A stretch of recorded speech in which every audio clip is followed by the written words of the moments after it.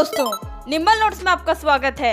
आज हम सामाजिक विज्ञान एनसीईआरटी क्लास 8 की 6 चैप्टर हत्याकरण से निपटना के इम्पोर्टेंट टॉपिक को अच्छे से समझेंगे। तो चलिए इस चैप्टर के बारे में कुछ महत्वपूर्ण बातें जानते हैं। इस अध्याय में हम सबसे पहले पढ़ेंगे कि कैसे भारत के सभी तबकों के लोग अपने मौलिक अधिकारों का उपयोग कर सकते हैं। फिर हम देखेंगे कि हत्याई तबकों के लिए खास कानून और नीतियों की आवश्यकता क्यों है। साथ ही साथ हम सामाजिक न्याय को प्रोत्साहन देने वाले राज्य और केंद्र सरकार की योजनाओं को भी समझेंगे। अध्याय के अंत में हम अनुसूचित जाति एवं अनुसूचित जनजाति अधिनियम जैसे महत्वपूर्ण बिंदुओं के बारे में भी विस्तार से चर्चा करेंगे। इस चैप्टर का पहला टॉपिक है मौलिक अधिकारों का उपयोग। तो चलिए हम लोग इसके बारे में जानते हैं। संविधान में ऐसे कई सिद्धांत हैं जो हमारे समाज और राज्य व्यवस्था को लोकतांत्रिक बनाते हैं। इन सिद्धांतों को मौलिक अधिकारों के जरिए परिभाषित किया गया है। यह हमारे संविधान का एक महत्वपूर्ण हिस्सा है। ये अधिकार सभी भारतीयों को समान रूप से उपलब्ध होते हैं।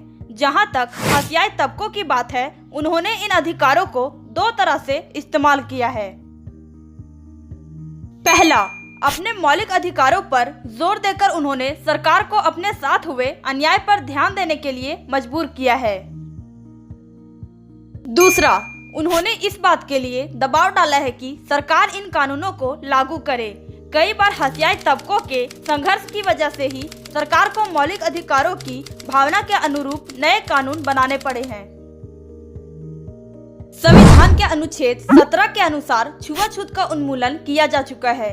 इसका मतलब यह है कि अब कोई भी व्यक्ति दलितों को पढ़ने, मंदिर में जाने और सार्वजनिक सुविधाओं का इस्तेमाल करने से नहीं रोक सकता। संविधान में ऐसे दूसरे भी अनुच्छेद हैं जो छुआछूत के खिलाफ हैं। इस तरह यदि दलितों को लगता है कि कोई व्यक्ति, समुदाय या सरकार उनके साथ सही बर्ताव नहीं कर रही है, तो वे मौलिक अधिकारों का सहारा ले सकते हैं। हमारा अगला टॉपिक है हत्याई तबकों के लिए कानून। तो चलिए हम लोग इसके बारे में जानते हैं। सरकार अपने नागरिकों की रक्षा के लिए कानून बनाती है, लेकिन सरकार केवल इसी तरह कार्रवाई नहीं करती। हमारे देश में हत्याई तबकों के लिए खास कानून और नीतियां बनाई गई है। बहुत सी नीतियां या योजनाएं किसी समिति की सिफारिशों या सर्वेक्षण आदि के नतीजों पर आधारित होती है। सरकार इस तरह की नीतियों को प्रोत्साहन देती है ताकि खास तबकों को सही अवसर उपलब्ध कराए जा सके। हमारा अगला टॉपिक है सामाजिक न्याय को प्रोत्साहन। तो चलिए हम लोग इसके बारे में जानते हैं। संविधान को लागू करने के लिए राज्य और केंद्र सरकारें जनजातीय आबादी या भारी दलित आबादी वाले इलाकों में विशेष प्रकार की योजनाएं लागू करती है। कुछ जरूरी सुविधाएं मुहैया कराने के अलावा सरकार कानूनों का भी इस्तेमाल करती है ताकि व्यवस्था में निहित असमानता को खत्म करने के लिए ठोस कदम उठाए जा सके। अगर कोई खास दलित जाति या जनजाति सरकारी सूची में है, तो उस जाति या जनजाति का उम्मीदवार आरक्षण का लाभ उठा सकता है। हमारा अगला टॉपिक है अनुसूचित जाति एवं जनजाति अधिनियम 1989। तो चलिए हम लोग इसके बारे में जानते हैं। यह कानून 1989 में दलितों तथा अन्य समुदायों की मांगों के जवाब में बनाया गया था।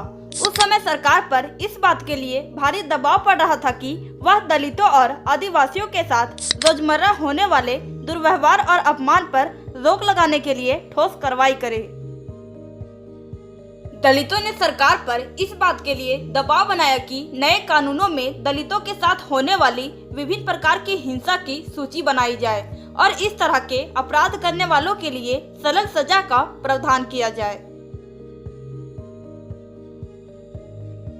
ओके दोस्तों, इस चैप्टर के इम्पोर्टेंट टॉपिक को आप एक बार फिर से देख लें ताकि आपको पता चले कि आपने इस चैप्टर में कौन कौन से टॉपिक को समझा है।